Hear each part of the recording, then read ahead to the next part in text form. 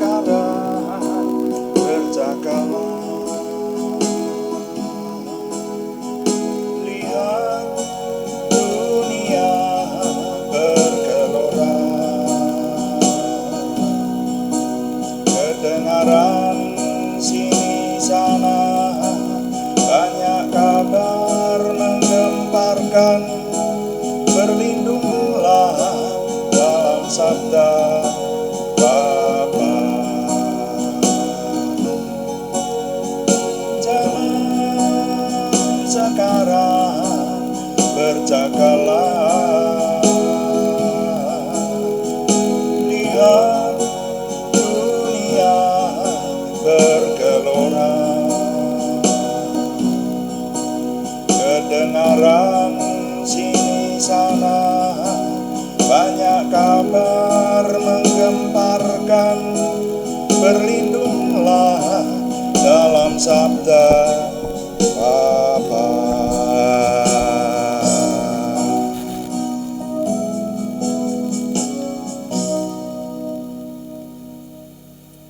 Bapa, kami mengucap syukur untuk malam hari ini. Tuhan memberkati kami.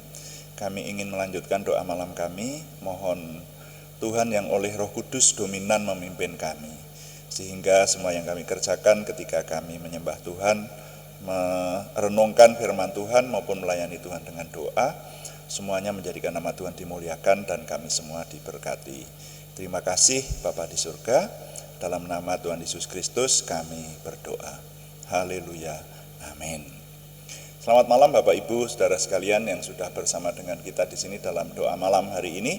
Doa malam melalui online ini diadakan secara iman Kristiani dengan dasar keyakinan kepada Tuhan Yesus Kristus, Yeshua HaMasyiah, Juru Selamat dunia, Imam Besar Agung kami. Dan firman Tuhan yang didokumentasikan dalam kitab suci Perjanjian Lama serta Perjanjian Baru menjadi pegangan kami, menjadi pegangan kita sekalian. Saudara sekalian, doa malam ditujukan untuk menjawab pertanyaan. Karena itu, kalau ada pertanyaan-pertanyaan rohani, saudara bisa mengirimkan kepada kami, yang kami bisa menjawab, kami akan coba jawab untuk menjadi tema-tema dalam doa malam kita, saudara. Dan doa malam juga seringkali kita tujukan untuk mencermati keadaan dunia, keadaan pada zaman ini, sehingga kita mencermatinya dari sisi firman Tuhan supaya hidup kita tidak salah di hadapan Tuhan, tapi berkenan kepada Tuhan dan kita diberkati.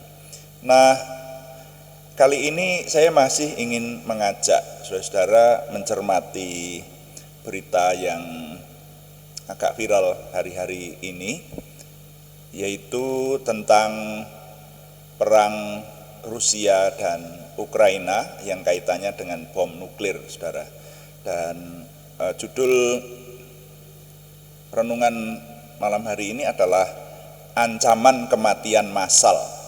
Ancaman kematian massal. Tapi kita baca dulu firman Tuhan sebagai petunjuk buat kita untuk menghadapi segala hal yang terjadi pada zaman kita ini, yaitu di surat 1 Yohanes pasal 2 ayat 17.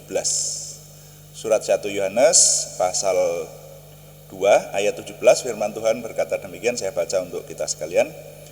Dan dunia ini sedang lenyap dengan keinginannya, tetapi orang yang melakukan kehendak Allah tetap hidup selama-lamanya.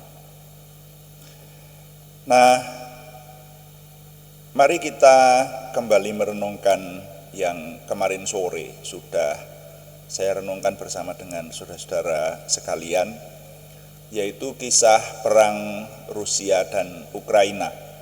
Jadi perang Rusia dan Ukraina itu sudah berlangsung kurang lebih 1,5 bulan ya. Iya benar ya, benar ya, saya kurang paham, cukup lama lah pokoknya. Yang dulu diperkirakan hanya beberapa hari Rusia akan kalah dan menyerah, tapi ternyata rupanya Rusia dibantu Barat. begitu. Ada senjata-senjata yang dikirim oleh negara-negara Barat untuk membantu Rusia. Nah, seperti itu. Karena hubungannya dengan NATO dan sebagainya. Saya kurang memahami dengan rinci banget, tapi yang jelas negara Barat membantu Rusia. Nah, oleh sebab itu maka Putin sebagai kepala negara Rusia itu resminya sebetulnya mengadakan propaganda. Nah, propagandanya adalah dia punya senjata nuklir, saudara. Dan senjata nuklir ini akan ditempatkan, yang senjata nuklir taktis, ya, itu akan ditempatkan di negara Belarus, ya, wilayah Belarus yang dikuasai Rusia saat ini, sehingga ini ancaman buat negara-negara Barat. Berita-berita yang saya baca tadi berkembang, jadi yang banyak dibicarakan orang sekarang ini adalah akibat, yang ditakutkan oleh dunia adalah akibat kalau senjata nuklir itu benar-benar diledakkan oleh Putin, ya. Jadi dalam hal ini pemahaman saya, kalau Barat tetap bandel mengirim senjata terus kepada Ukraina, musuhnya Rusia, dan Ukraina menang, maka Putin bisa gelap mata, saudara, ya. Dan dikatakan di sana satu misil saja, satu bom saja, itu kalau dijatuhkan di salah satu pulau di Inggris, pulau itu akan rata dengan tanah. Bahkan berita-berita yang kemudian berkembang, jadi kalau mau Putin bisa membuat Inggris lenyap dengan senjata nuklir, seperti itu. Nah, dan ini propaganda ini resminya sekarang yang digunakan adalah propaganda untuk menakut-nakuti, propaganda itu semacam itu. Karena di negara Rusia sendiri sekarang ini sering ditayangkan di televisi, bahkan ada konon satu acara televisi yang menayangkan seandainya Inggris dibom nuklir apa yang akan terjadi, gitu. Itu sudah ditayangkan di televisi Rusia. Jadi memang sengaja menakut-nakuti. Nah, namun demikian kita melihat faktanya Rusia memiliki bom nuklir, ya, dan beberapa negara kemarin yang sudah kita teliti itu, ya. Jadi di dunia ini ada negara-negara yang memiliki bom nuklir, dan bom nuklir itu adalah bom yang menimbulkan kematian massal. Jadi orang yang meluncurkan bom nuklir itu sudah tidak punya peri kemanusiaan. Jadi hukum perang sudah tidak berlaku. Saudara, perang itu walaupun berusaha saling bunuh, tapi ada hukumnya, namanya hukum peperangan. Ya, jadi hukum perang itu tetap ada. Jadi kalau terlalu semena-mena itu bisa dibawa kepada pengadilan internasional, kan, seperti itu. Nah, ini pernah terjadi pada zamannya Hitler, ya. Ada orang-orangnya Hitler yang dihadapkan ke pengadilan internasional itu, kan. Nah, seperti itu. Dan ini kalau sudah bicara mengenai bom nuklir, ini sudah sekali tekan jutaan orang bisa tewas, saudara. Nah, jadi ini senjata yang amat menakutkan dunia. Dan bahkan beritanya semakin berkembang. Sekarang ini kalau saudara melihat di media sosial, disebutkan bahwa Rusia itu punya kemampuan untuk melenyapkan separuh isi bumi, seperti itu, dengan bom nuklir. Dan ini kalau menurut saya bukan omong kosong, karena yang namanya bom nuklir itu memang mengerikan. Itu sudah ada fakta-faktanya ketika dijatuhkan di Hiroshima dan Nagasaki pada tanggal 6 Agustus 1945, maka di sana lebih dari 150.000 orang tewas itu di kedua kota itu. Dan juga percobaan-percobaan nuklir yang sekarang ini sering diadakan. Dulu itu saya sudah mendengar beritanya pada zamannya Uni Soviet, zamannya Amerika, itu mengadakan percobaan nuklir. Sampai sekarang ada negara-negara yang sering jadi berita itu. Negara-negara yang memproduksi senjata nuklir itu mengadakan percobaan di pulau terpencil dengan kekuatan tertentu. Jadi bom nuklir tapi kekuatannya kecil gitu untuk tolak ukur seperti itu. Itu saja hasilnya atau akibatnya sudah mengerikan, saudara. Jadi saudara hari-hari ini bisa melihat itu di media sosial banyaknya. Hanya hati-hati, media sosial itu kadang-kadang ada yang dilebih-lebihkan, kadang-kadang ada yang menipu itu atau hoax itu ya. Nah, tapi faktanya kalau bom nuklir itu mengerikan sudah jelas itu, sudah jelas fakta ya. Jadi percobaan-percobaan yang diadakan itu akibatnya mengerikan ya, ratusan kilometer, bahkan yang sempat saya baca ketika mengadakan percobaan meledakkan bom nuklir di sebuah pulau terpencil, dan itu hanya kekuatannya kecil gitu, tapi ratusan kilometer kaca jendela pecah, ratusan kilometer, coba bayangkan. Nah itu jadi 100 km itu jarak antara Purwodadi Ambarawa, kira-kira semacam itu. Nah saudara ya, bahkan kemarin yang kita amati ya, yang kemarin sore yang keluar di Kompas itu saja. Jadi senjata taktis Rusia itu kalau diledakkan maka bisa mempengaruhi daya ledaknya itu, merusak diperkirakan kira-kira sampai 500 km, radius 500 km. Nah radius 500 km itu gambarannya ya, jarak dari Semarang sampai Jakarta itu kurang lebih 500 km. Jadi radius Semarang Jakarta itu hanya dengan satu bom sudah bisa rusak atau bahkan rata dengan tanah. Nah yang semacam itu maka kembali kita dihadapkan kepada ancaman kematian massal di dunia ini. Dan sejak dulu yang menjadi buah bibir adalah ya memang sekarang ini yang namanya bom nuklir itu penanganannya harus hati-hati banget, hati-hati. Dan kalau Rusia sekarang ini menggunakan untuk propaganda, kemungkinan besar juga tidak akan diledakkan.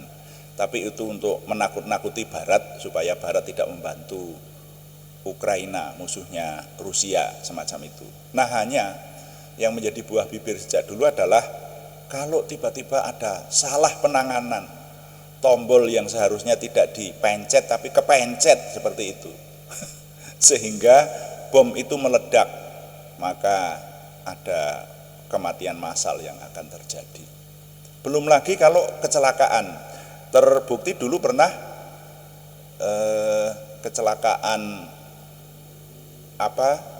kebocoran radioaktif yang di Chernobyl ya, di Chernobyl wilayah Uni Soviet zaman dulu, itu sebetulnya untuk sesuatu yang baik. Jadi yang namanya uranium atau kekuatan nuklir itu bukan hanya bisa dibuat senjata, tapi juga bisa untuk menggerakkan pembangkit listrik.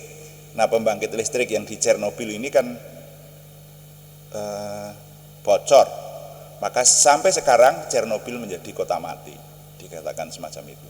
Jadi bicara mengenai nuklir itu adalah identik dengan kematian massal, mengerikan semacam itu. Nah ini terjadi pada zaman kita, saudara ya. Jadi kalau kita bisa merenungkan, ada negara-negara yang memang nekat memproduksi senjata nuklir. Nah sehingga kalau kita tinjau dari firman Tuhan, persis seperti yang dikatakan oleh 1 Yohanes pasal 2 ayat 17 tadi, dikatakan dunia ini sedang lenyap dengan keinginannya Keinginan dunia untuk apa sih? Coba kalau kita tinjau, perang itu sebetulnya kenapa terjadi perang? Karena negara yang satu berbeda pendapat dengan negara yang lain. Keinginannya berbeda. Lalu terjadi peperangan dan membawa kematian ratusan ribu orang tentara yang saling bunuh. Seperti itu. Pemimpinnya enak aja, mereka tidak maju perang, tapi tentaranya terbunuh. Jadi banyak janda-janda, banyak anak-anak yatim karena ditinggal mati oleh ayahnya di medan perang menjadi tentara. Itu yang diakibatkan peperangan, saudara. Dan memang kalau kita melihat surat 1 Yohanes, firman Tuhan di 1 Yohanes pasal 2 ini mulai ayat 7, di situ di ayat-ayat sebelumnya itu membicarakan tentang keinginan manusia dan kasih. Nanti silahkan Anda lihat sendiri. Kalau dalam renungan malam kali ini saya hanya ingin menjelaskan selintas saja karena waktunya juga terbatas, bahwa kasih itu menjadi pengikat. Makanya kalau bicara masalah kerohanian, bicara hubungannya dengan Tuhan, maka Tuhan Yesus di Perjanjian Baru menggarisbawahi soal kasih. Manusia itu harus memiliki kasih. Dan kalau tidak memiliki kasih, dia bukan anak Tuhan. Dikatakan semacam itu di ayat-ayat yang sebelumnya ini. Dan di sini dikupas mengenai keinginan manusia. Segala yang diingini oleh manusia itu menimbulkan segala hal yang arahnya kepada kerusakan. Keinginan dunia dikatakan semacam itu. Keinginan dunia itu berbeda dengan apa yang dikehendaki oleh Tuhan. Ya, karena sekali lagi kita harus menyadari itu akibat dosa. Anak cucu Adam itu jadi saling bunuh semacam itu. Jadi dunia ini dosa itu beranak pinak semacam itu. Coba kalau kita berpikir sebetulnya Rusia sama Ukraina kenapa berperang sih? Apakah tidak bisa kalau mereka itu mengasihi satu sama lain?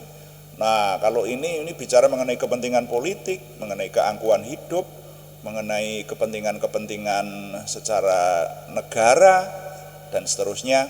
Nah, itu rumit sekali kalau dipikirkan secara pikiran manusia. Tapi intinya tetap adalah keinginan manusia. Keinginan manusia itu bukan seperti yang dikehendaki Tuhan. Kalau yang dikehendaki Tuhan, manusia itu kan tidak ada perang, harus ada damai. Tuhan itu raja damai, dikatakan semacam itu. Jadi kalau peperangan itu sudah pasti asalnya bukan dari Tuhan. Ya. Apalagi di Perjanjian Baru hukumnya adalah kasih.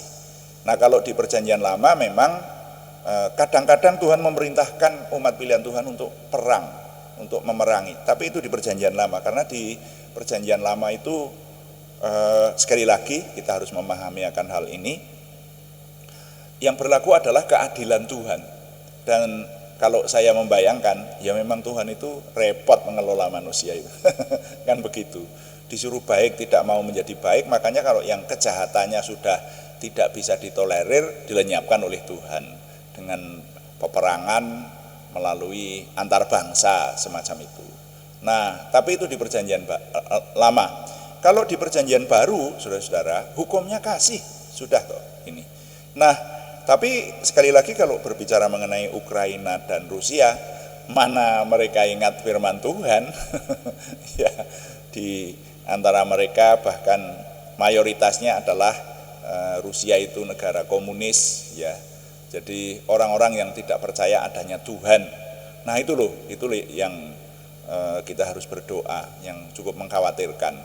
Ya, orang-orang yang tidak percaya adanya Tuhan itu orang tidak punya pegangan itu. Ya, maunya sendiri, apa yang menguntungkan itulah yang dilakukan, seperti itu. Makanya pemimpin Rusia juga seperti itu. Nah, jadi saudara, dikatakan dunia ini sedang lenyap dengan segala keinginannya. Nah, ini salah-salah bisa terjadi semacam itu. Karena keinginan manusia, kita berbicara dalam lingkup perang Rusia dan Ukraina ini, itu bisa ada sebuah pulau yang lenyap karena keinginan manusia. Bisa ada negara yang lenyap oleh satu ledakan bom nuklir yang hebat karena keinginan manusia. Jadi betapa keinginan duniawi, keinginan manusia yang sudah dirusakkan oleh dosa itu tidak membangun, tidak menimbulkan kedamaian semacam itu. Nah, terbukti dari propaganda yang dilakukan ini. Nah, semuanya sebetulnya dapat diatasi kalau orang memiliki kasih. Makanya paling tidak merenungkan akan hal ini, kita merenungkan soal diri kita sendiri, saudara ya. Diri kita sendiri melakukan perenungan supaya kita mengamalkan kasih Tuhan, supaya kita mengamalkan kebenaran. Jangan meniru orang-orang walaupun dalam skala kecil maupun skala besar. Kalau peperangan antar negara itu namanya sudah skala besar, kebencian yang dilakukan oleh orang berskala besar. Buktinya perang kan seperti itu. Kalau tidak benci kan harusnya tidak perang. Nah, ini kita mendidik diri kita sendiri supaya kita cinta damai, supaya kita memiliki kasih kepada sesama, supaya kita cinta kepada kebenaran Tuhan, kekudusan Tuhan. Dan ini kita amalkan, kita ajarkan kepada anak cucu kita, minimal keluarga kita, supaya keluarga kita memiliki basic, memiliki dasar cinta kepada kedamaian. Kalau sudah sampai tingkat antar negara, ngeri sekali. Apalagi negara yang punya senjata pemusnah, ya, kematian massal yang bisa menimbulkan kematian sampai jutaan orang yang tidak bersalah semacam ini. Nah, ini ancaman ini mengkhawatirkan dunia. Nah, lalu sekarang bagaimana dengan kita orang beriman atau orang-orang beriman di negara barat sana? Ya, sebaiknya bagaimana? Firman Tuhan tadi memberitahukan kepada kita 1 Yohanes pasal 2 pada ayat yang ke-17, dan dunia ini sedang lenyap dengan keinginannya. Nah, ini tapi yang membuat kita cukup lega, membuat penghiburan besar buat kita, janji yang luar biasa dari Tuhan ini. Tetapi orang yang melakukan kehendak Tuhan tetap hidup selama-lamanya. Tetapi orang yang melakukan kehendak Tuhan tetap hidup selama-lamanya. Jadi seandainya Putin gelap mata, kemudian benar-benar menyerang salah satu pulau di Inggris, lalu pulau itu rata dengan tanah, kan di sana ada juga orang-orang beriman yang ikut tewas. Misalnya itu terjadi, saudara-saudara, itu masing-masing akan menghadapi pengadilan Tuhan.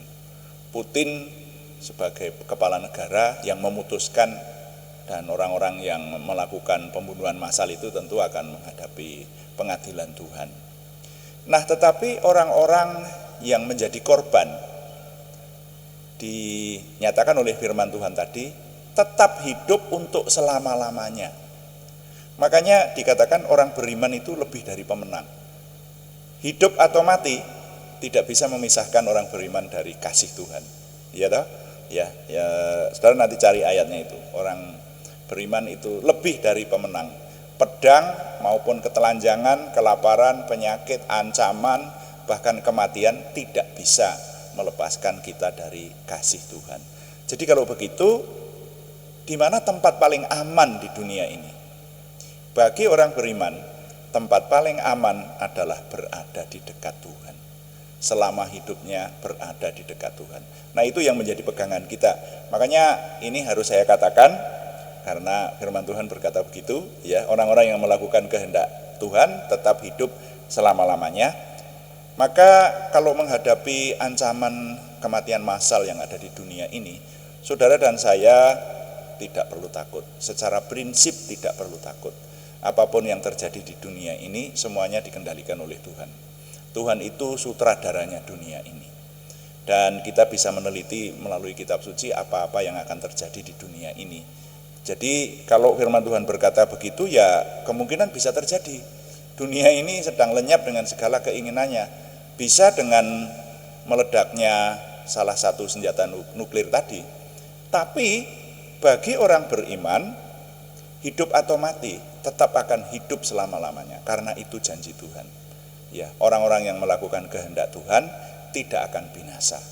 Orang yang percaya kepada Tuhan Yesus Kristus tidak akan menemui kebinasaan, tetapi memperoleh hidup yang kekal, dikatakan semacam itu. Jadi kewajiban kita berdoa supaya dunia damai.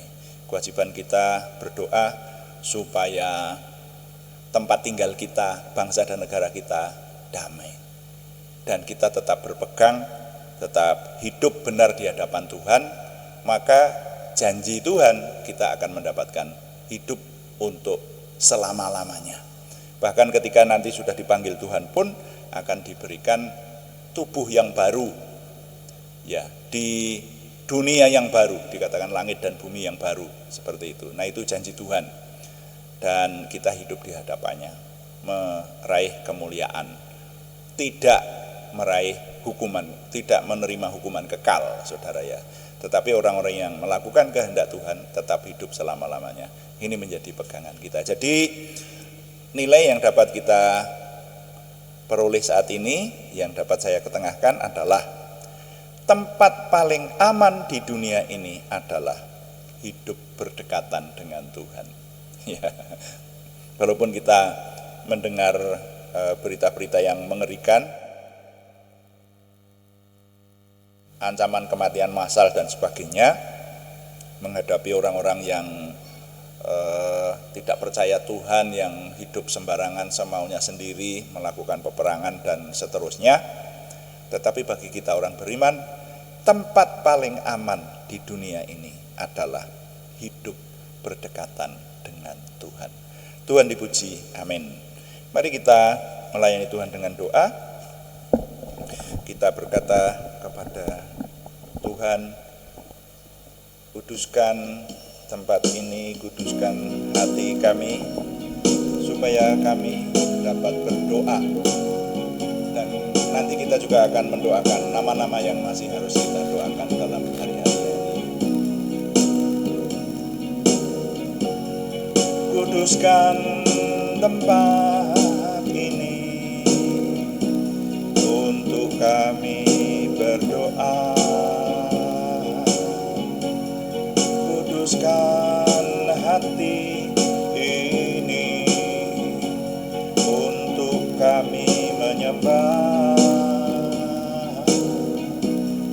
biar segala perkara ku serahkan padamu, Yesus, dan Roh Kudus bekerja membimbing kami semua.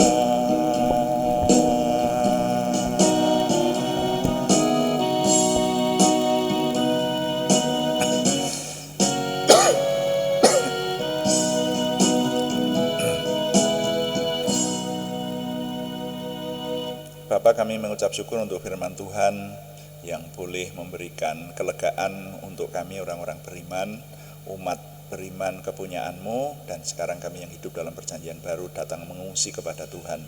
Kami mendengar kabar-kabar yang menggentarkan dari dunia dan yang menyangkut mengenai senjata yang bisa mengadakan pemusnahan massal, kematian massal yang mengerikan, dan ini ada di dunia kami, Tuhan.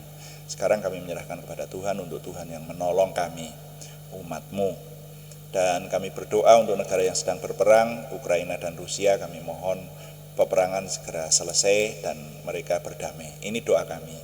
Dan juga negara-negara yang memiliki senjata nuklir termasuk Rusia, kami mohon Tuhan kuasai sehingga mereka dapat menguasai diri. Bahkan doa kami senjata-senjata itu dimusnahkan karena berbahaya buat umat manusia.